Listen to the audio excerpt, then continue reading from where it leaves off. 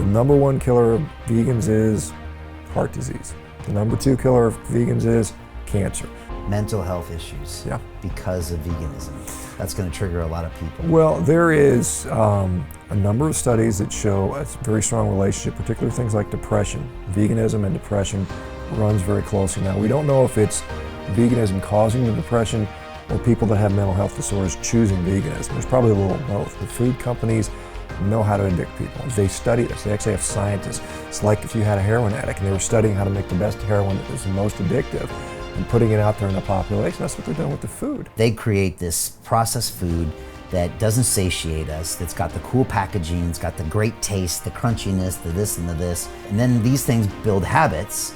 And so even when you amputate someone's leg, you can't say to them, just stop doing what even you know is stupid to do, and they go back and do it. Well, the problem is, what's the alternative? The typical alternative is eat some salad, low-fat dressing, and that tastes horrible. Nobody wants to do that. But when you say, hey, have a steak and eggs, there's a lot of people who can get behind that. Brian, I tell, don't listen to me. Don't listen to anybody. Just try it yourself. Just listen to yourself, look in the mirror. This is the thing, because it's very confusing. We get climate change. Is it real? Is it not? I can't assess that. I can't walk outside and say the Earth's rising in temperature. There's no way for me to know that. But what I can do is I can look in the mirror and I can say, I feel better. I look better. I wake up with more energy. I'm happy. You can assess it yourself. You don't need a doctor to tell you that. You don't need a guy in the news to tell you if you're better or not.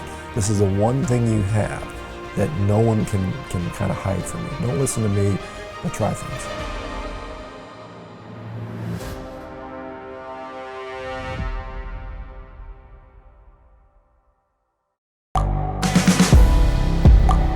The world is changing. Inspiration is everywhere. It has never been so easy to connect, share, and bring people together. We're learning from others and finding the best in ourselves. Challenging our beliefs, sharing our vulnerability, overcoming our fears, transforming ourselves so we can transform the world. How far can we go? This is London Real. I am Brian Rose. My guest today is...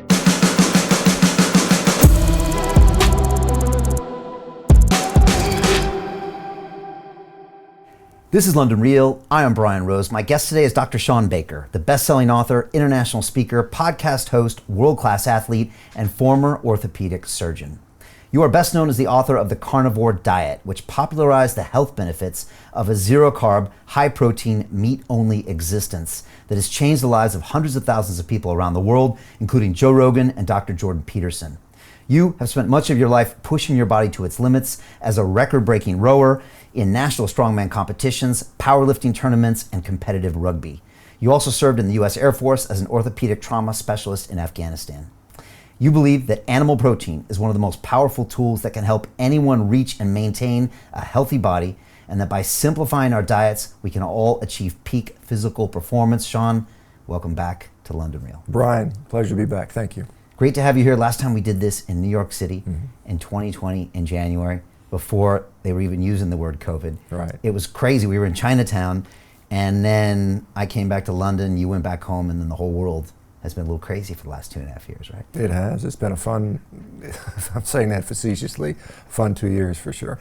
It has been fun, very eye-opening, right? We got to learn a lot about ourselves and who is around us. So look, I want to jump into this. I was watching a bunch of your videos recently, and one of them, you were talking about straight out, look, I eat a dozen or 2 dozen eggs per day, 3 to 4 pounds of meat, and that's what you eat. And I'm sure when you tell most people that, they look at you and think, well, how is that possible? And I want to talk about that today and talk about some of the myths and some of the conceptions and misconceptions. Just to remind people, I spent a year as a vegan.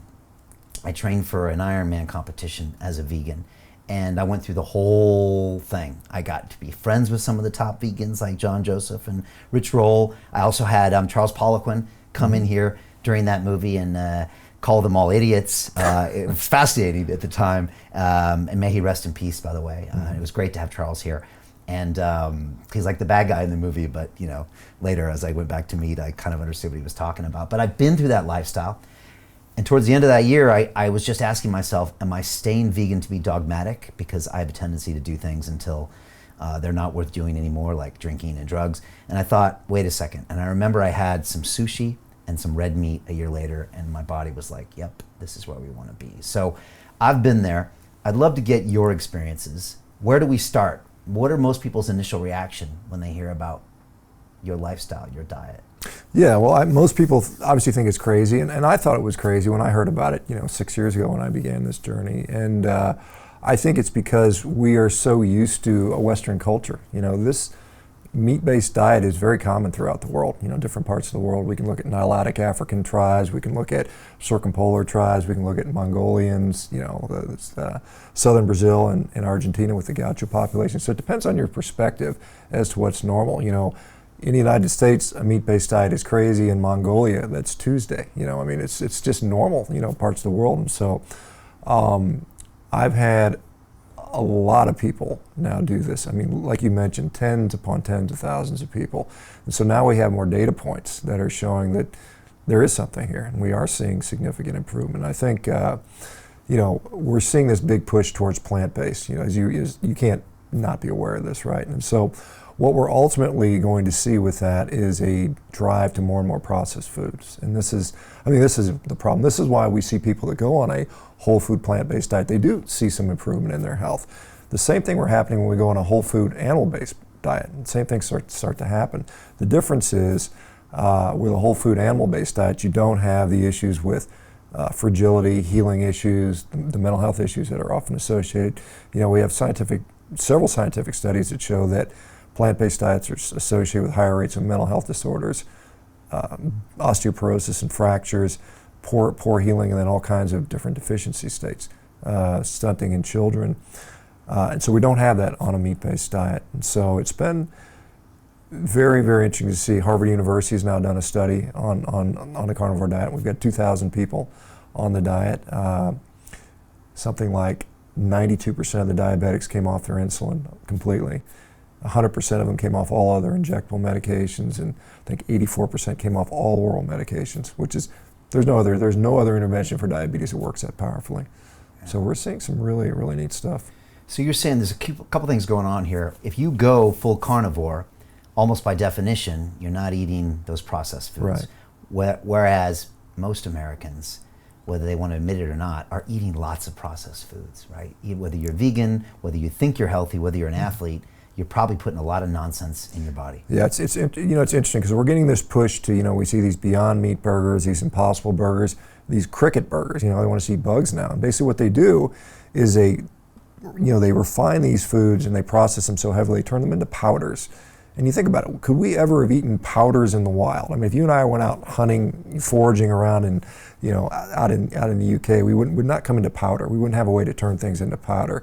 And so the more of these powders we consume, it actually changes the absorption characteristics of the food. And so our microbiome, which normally will actually consume up to 22% of our food, they don't do that when it's powderized because it's bypassed. It doesn't need to have that done. So it's interesting, in the United States in the last 30 years, we've had a dramatic increase in the obesity. I'm here in the UK, I'm glad to see you're not where we are at the United States yet. We're still Is it about noticeable? You're about 20 years behind, I think. I think in 20 years, the UK will catch up to where we are in the United States. You look around London, you're like, wow, there's not so many fat people. Absolutely. It's noticeable. Absolutely. Even in the airports and stuff, it's noticeable. Absolutely. Most of the time when I see fat people here, they're American tourists. Sad to say. But, as we consume more and more of these powders, like I said, in the last 30 years, it's the data on food consumption in the United States has shown no increase in food consumption. There's no calorie increase in either food availability or calorie consumption, and yet our obesity rates have continued to skyrocket. No calorie increase. No calorie increase, really? And no change in activity level. Yeah, that's really? What the data actually shows right now. Now, prior to that, from 1960 to about 1990, we saw about a 300 calorie per day increase. Okay. But since 1990, it's been flat, and obesity rates have continued to climb. And the thought is, because we're consuming these ultra-processed foods, which bypass a lot of the microbiome, we absorb more calories, we also set ourselves up for gut dysbiosis, gut permeability issues, and that drives continued, weight gain. So it's very interesting dynamic. Wow, that surprises me. I just assumed we were drinking more, sweet drinks, and there was more high fructose corn syrup. We're actually eating a little bit less sugar than we were 15, 20 years ago, surprisingly. Wow. But our caloric consumption has not really gone up at all. But we're heavier, and we're definitely heavier. Yeah. And that's because what you think is the makeup of the food. I think the nature and the quality of the food has changed significantly, so that it's not what we eat. The calories are not what we eat; it's what we actually absorb. Right. And so if we're absorbing more of the calories, we don't have to eat as much to do that. And the nice thing about a meat-based diet is there's a difference between acellular food, these are the powders, and food that's still in its whole form. So when you take a steak, piece of chicken, an egg, or even ground beef, the cells are still intact. But once you put it through that high-level industrial processing, all the cells have been broken down. The energy, particularly with carbohydrates, there's so much more available to us, and so we just basically absorb more calories. What will you eat today? Now you're on the road, you're in London, but what will you eat in the last couple days? So I've been eating, I'm staying at a hotel, I'm staying in Kensington, a little hotel there. They have a breakfast buffet. I eat a dozen eggs for breakfast and a few, rashers of bacon. I have a little bit of cheese and a little bit of salmon. That's my breakfast for the last 3 days. Tonight we're going out to Blacklock Coventry Gardens or something. Yeah. Gonna have some steaks there tonight. So. Okay. And then when you get there, what will you order? I don't know. I have to look at the menu. Okay. But a big steak or a couple steaks? Well, I'll probably get a steak, maybe an appetizer of some sort. Okay. But, yeah. And vegetables or no? No. Fruit? Probably no.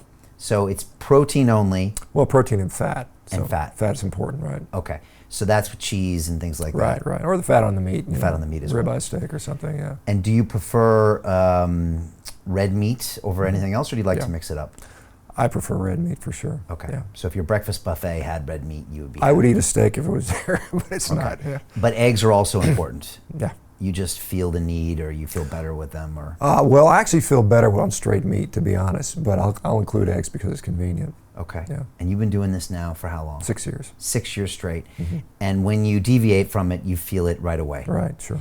And you're 55 years old. Correct. And you just won a rowing competition. Well, I just picked up the #1 ranked time in the world on the concept too. Yeah. Right, and that's a sprint, 500 meter sprint. Right. And you're 55 and you're beating Olympians. 20-year-olds. 20-year-olds. Yeah. You're not 45, you're 55. Right, 55. Right, yeah. all right. That's a data point that, it's one data point, but it's something to mention. All right. Well, I'll tell you. Yeah. The #2 guy, the #3 guy, and the #5 guy. Guess what diet they're on? Carnivore. They're all carnivore. Really? Yep. All right, so not only is it a way of decreasing inflammation and just having a better human life, you think it's a diet for peak human performance, potentially? Potentially. I am now, there is a Michigan State decathlete. He's one of the top guys in the country on it. There is a guy who just made the U.S. Olympic wrestling team. He's on it. Several guys in the NFL, several top-level MMA fighters, several athletes from all over the world have done this. Rugby players, jiu-jitsu athletes, so yeah. But Shawn, everyone knows you need carbs. You need glucose, right? Okay. You need glucose. Explain this. So glucose, we clearly need. Our brain needs it. Our red blood cells need it. Parts of our kidney need it. There's certain cells that are absolutely require glucose.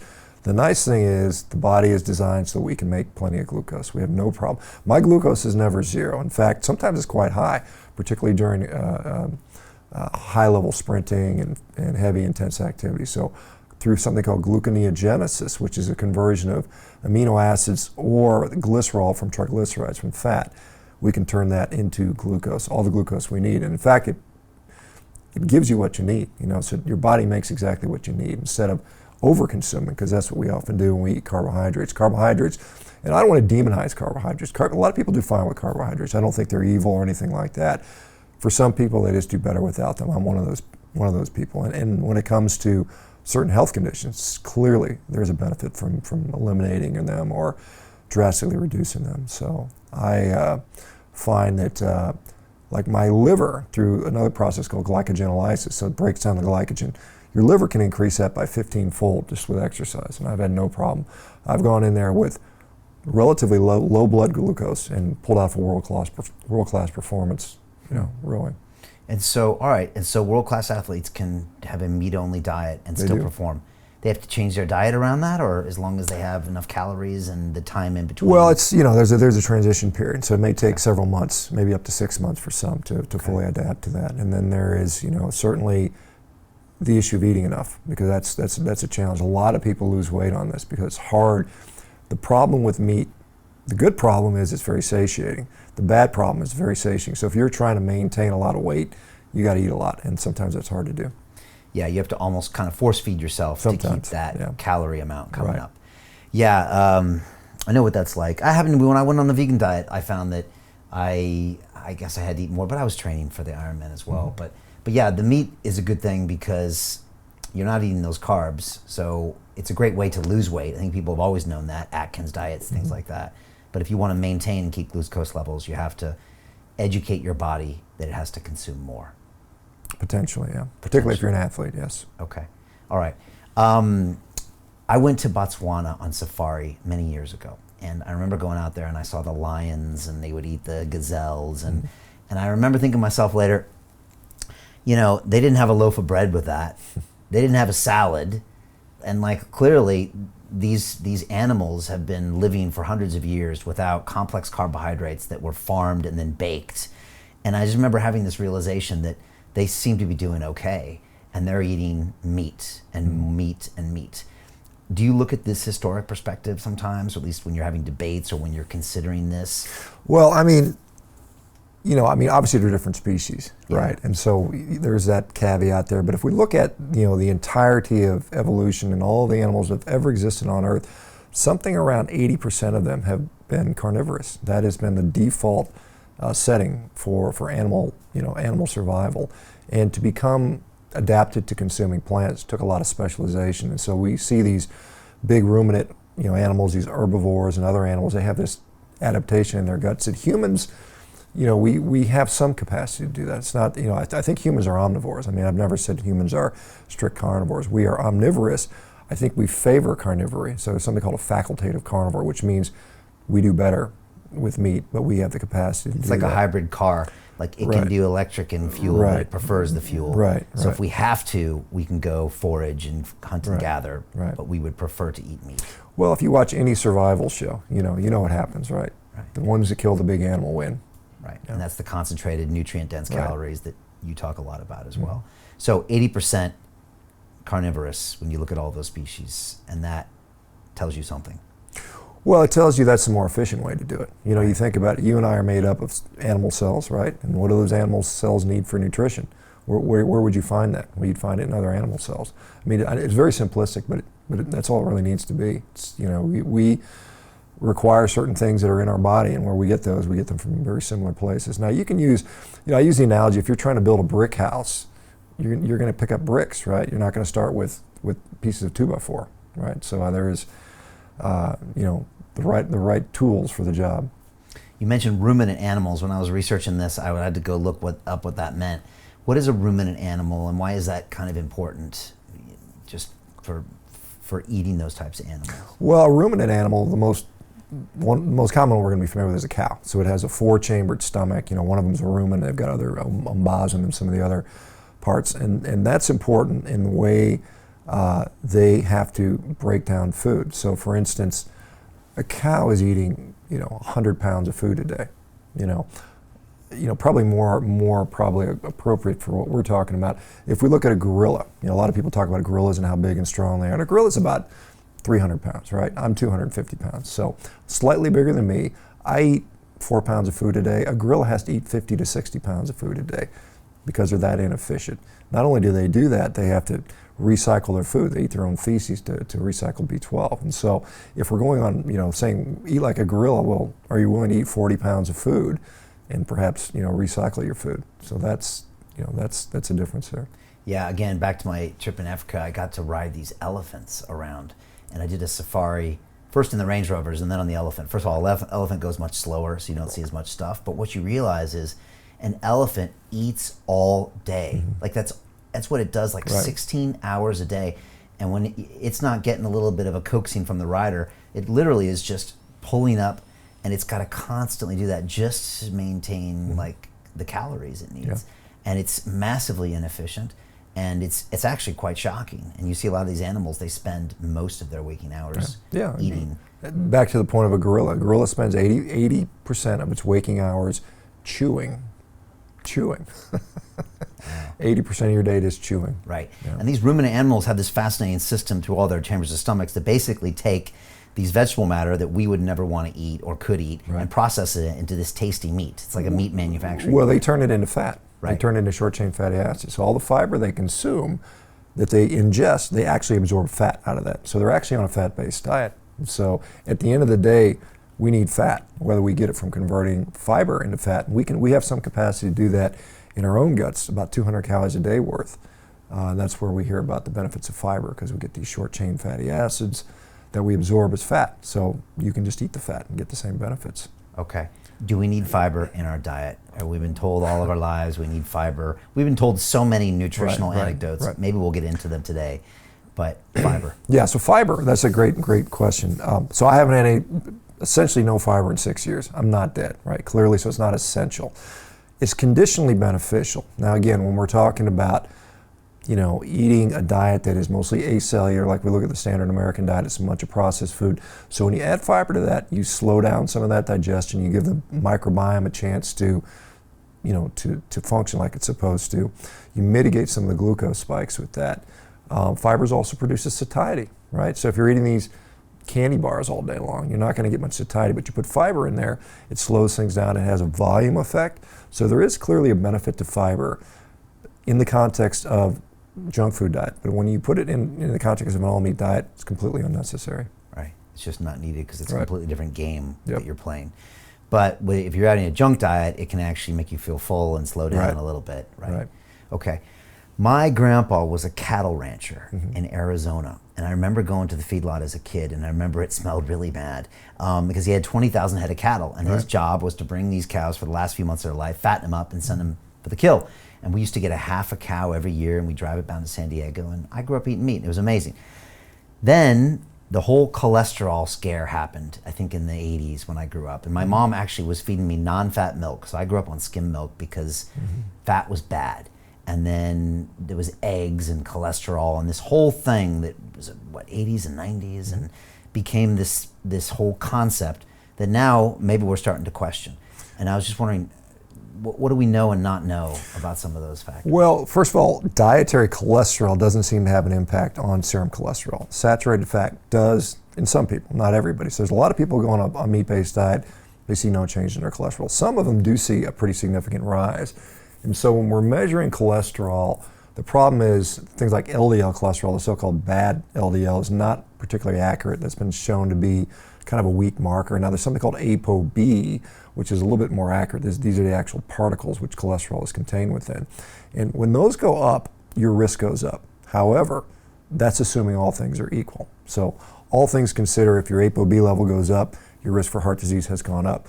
Now what also happens is a lot of the risk factors come down. And so we know that things like diabetes, for instance, diabetes is probably the biggest driver of heart disease. And so if you get better glycemic control, and that's what happens on a meat-based diet, we have people coming off their diabetes meds, their blood glucose completely normalizes. That goes down. We see inflammation drop dramatically. We see things like our triglyceride levels go down, our HDL goes up. So many risk factors for heart disease go down significantly. One factor sometimes go up, called ApoB or LDL cholesterol. Do they cancel out? That's a question we don't know the answer. Now, we've got a lot of early information on people they've had vascular imaging after doing this diet for 3 years, 5 years, 10 years.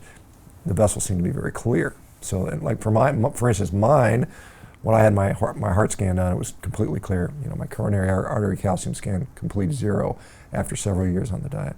Because the theory is that when your cholesterol goes up, that starts clogging, your blood, and will build up in your heart, and that leads to the heart disease. That was always the narrative. Right? That's still in the mainstream cardiology will still make that argument. Now the question is, can it go up and your risk go down? And the answer is probably yes. Now, if everything stays the same and it goes up, then you've increased your risk. But we see a lot of mitigating factors that probably, don't know for sure. There's some studies in progress right now that'll help us answer that question. Okay, which I guess gets to my next point, which is kind of around the food industry. So again, we got sold this no-fat narrative, these low fats, that then these foods started becoming high in sugar, low in fat, and again, we started morphing into all these processed foods, and we found out at the end of it, via some studies, that a lot of these companies weren't even being truthful about some of these things, and the sugar content went up, and we found that very possibly we were eating the wrong things. What happened there, and has that narrative changed? Do most people nowadays not believe that fat is necessarily bad for you? Well, it depends on who you talk to. I mean, certainly, I think the main thought right now is still that fat is bad for you. Saturated fat is bad for you. Red meat is bad for you. Butter is bad for you. We should be eating, canola oil, soybean oil, margarine. We should be avoiding, maybe have some lean meat, eat a lot of vegetables, eat a lot of fiber. That's still the main messaging that we get out of the medical community. I think relative to the sort of the standard American diet, that's probably reasonable advice. However, I think it's also causing a lot of people to have problems. Right. Okay. So if you're on the McDonald's diet, that might be a better transition. But if you look at that compared to, say, a carnivore diet, it's not necessarily superior. I don't think so. Right. That's not what I've seen with now literally tens of thousands of people. It's funny though, because like you can sell it to someone. It sounds like it makes sense. Look at this rich butter. Look at this red meat. And it tastes so good. Clearly it's bad for you. And it's, back in the 80s, it was like fat makes you fat, which people didn't really question, but it doesn't really make sense. And that, we'll get on to the veganism argument, which is not far behind that. But is it frustrating to you to see that kind of sold and that people even buy that without thinking about the science? Well, I think the problem is most people don't think at all. There's a minority of people that even care about what they eat. I mean, really the biggest decision-making point is, does it taste good and how cheap is it? That's what probably 90% of the people make their decisions. So the apathy is more a problem. I can deal with the people that disagree because I can put the counter arguments out very easily.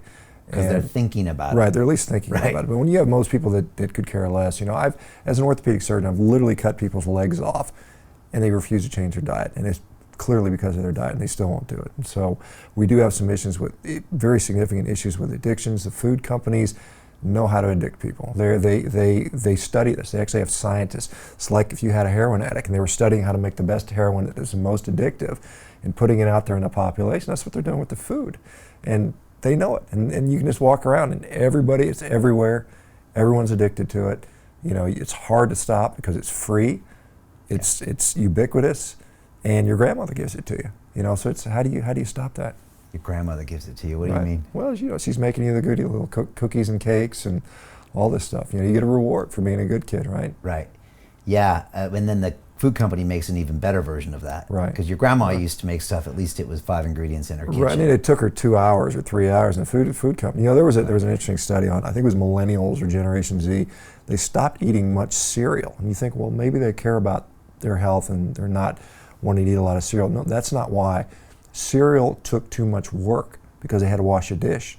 So instead of pouring milk into the bowl and eating their cereal and washing the dish, that's too much work. They'd rather have a little package they can open up, throw it in their mouth, and throw the wrapper away.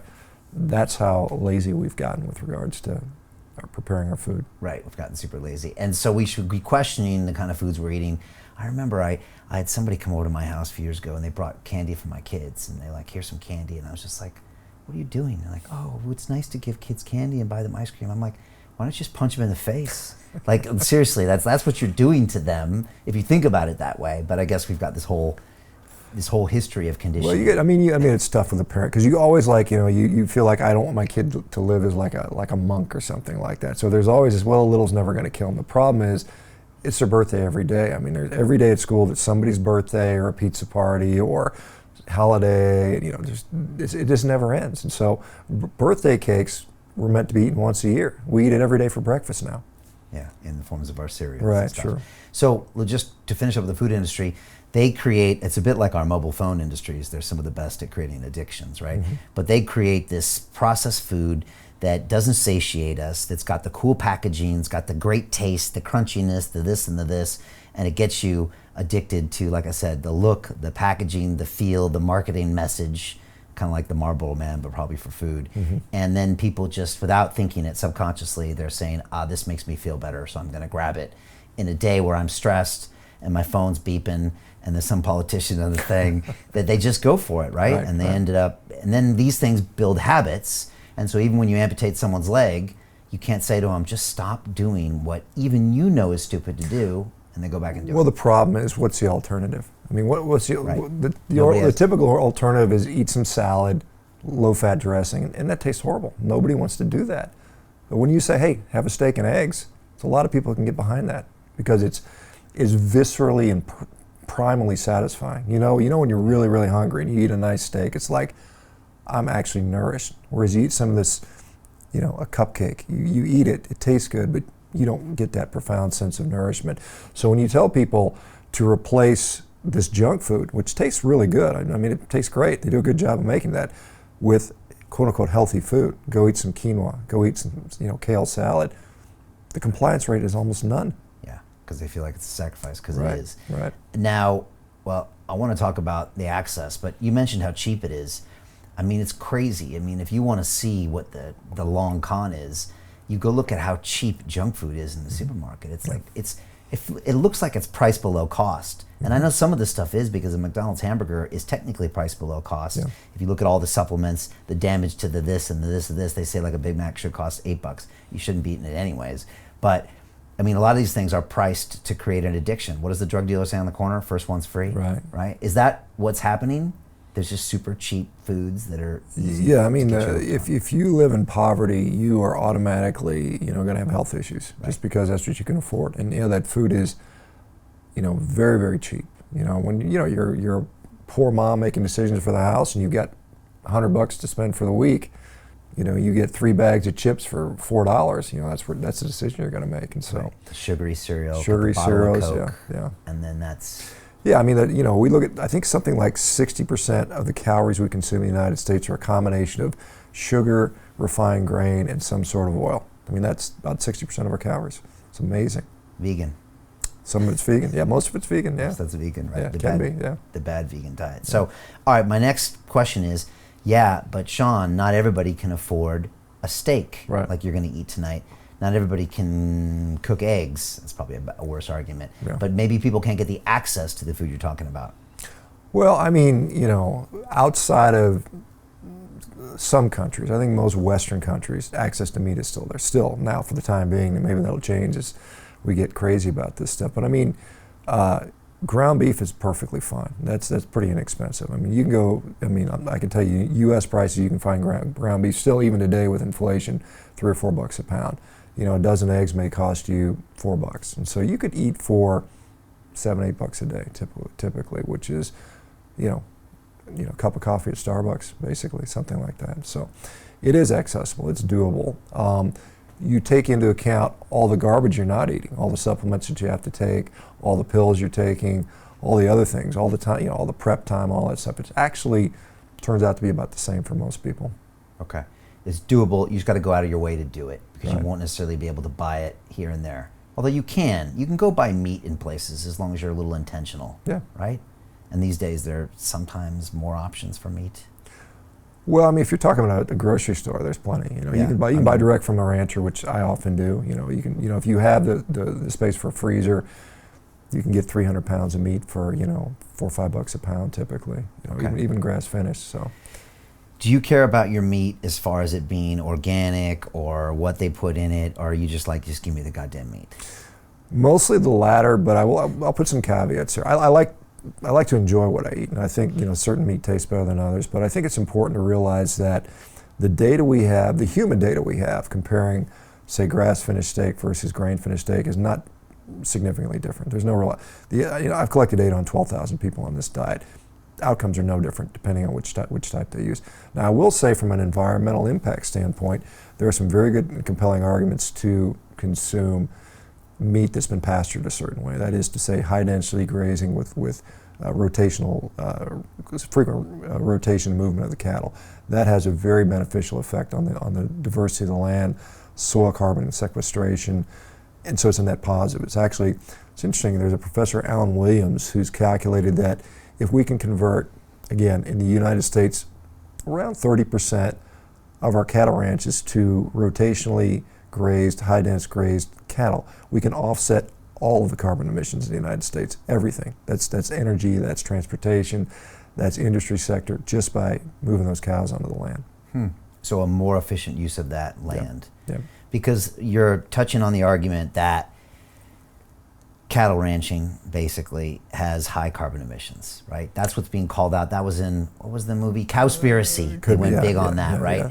And they went heavy on it's hurting the environment, which is just another thing for the vegans or certain people to talk about. So let's talk about that. Yeah, so if we look at what's currently being claimed. So right now, based on a 2006 study called Livestock's Long Shadow, they calculated that cattle emit 18% of worldwide greenhouse gases. Now they corrected that number down to 14.5 because of a guy named Frank Mittlaner who's out of UC Davis, and he said, hey, look, you're doing a life cycle assessment.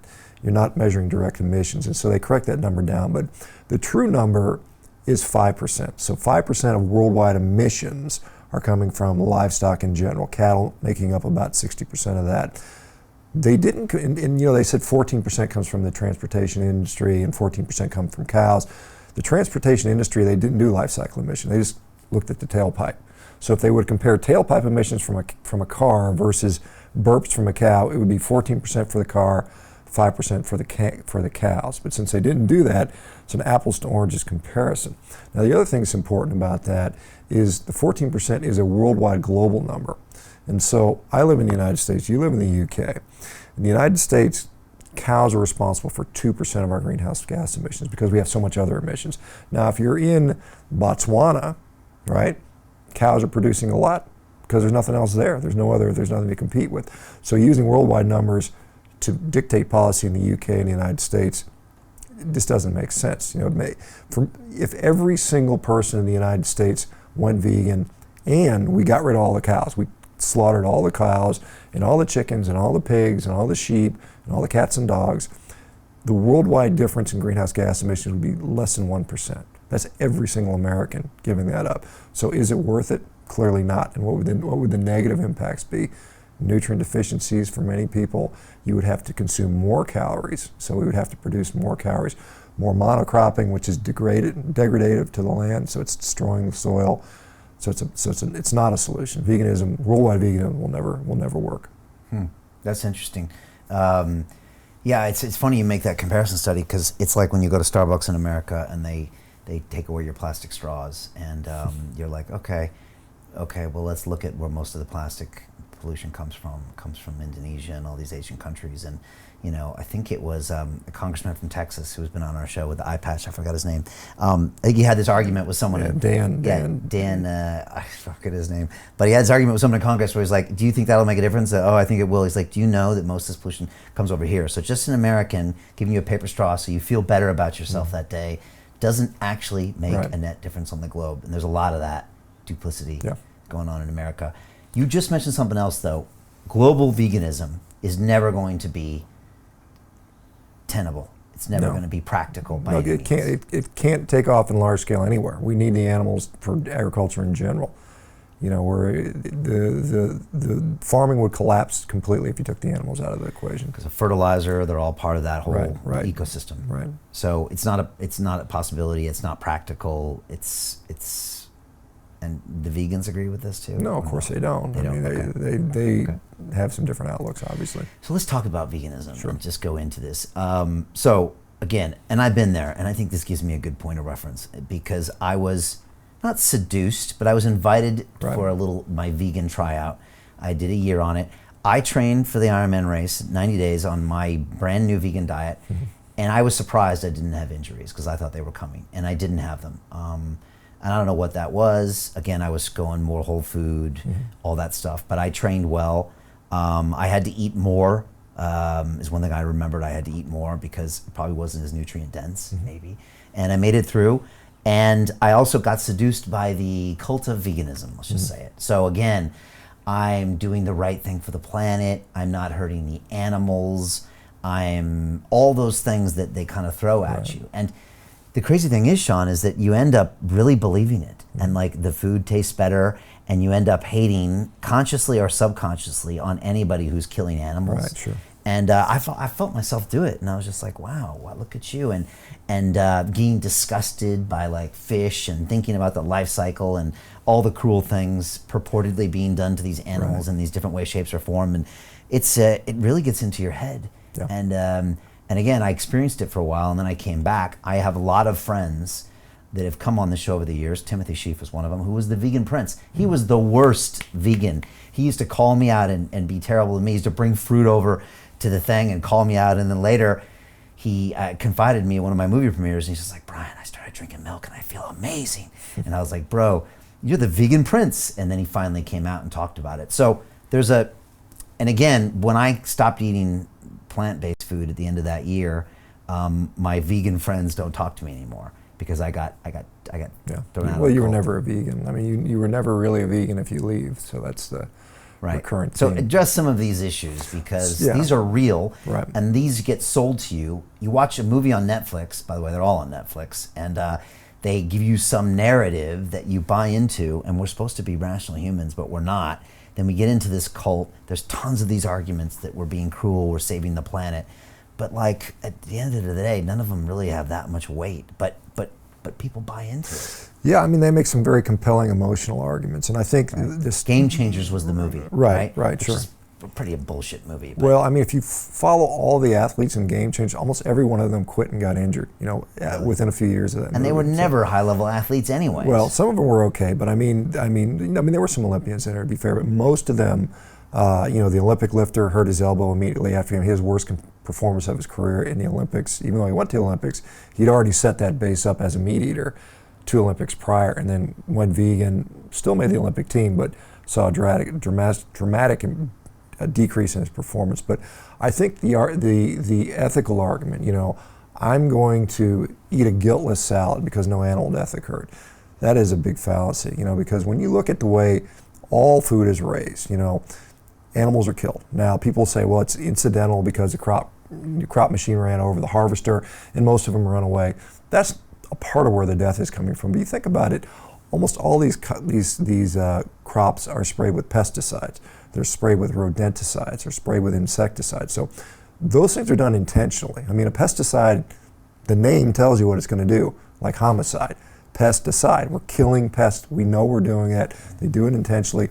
Literally trillions of small animals and insects are killed to produce all this food. And if they're not killed with pesticides, farmers are out there, they pay people to shoot these animals. They shoot any animal that's eating the food, they get shot, or they blow them up. If they have little moles in the hole, they drop bombs on there and blow these animals up. So there are trillions of animals killed for you to be able to eat your vegan salad. So and guess what? Those animals don't have a quick slaughter. They don't have a quick death. They have a slow, painless death of poison, bleeding to death, laying in a field rotting. This is what they do.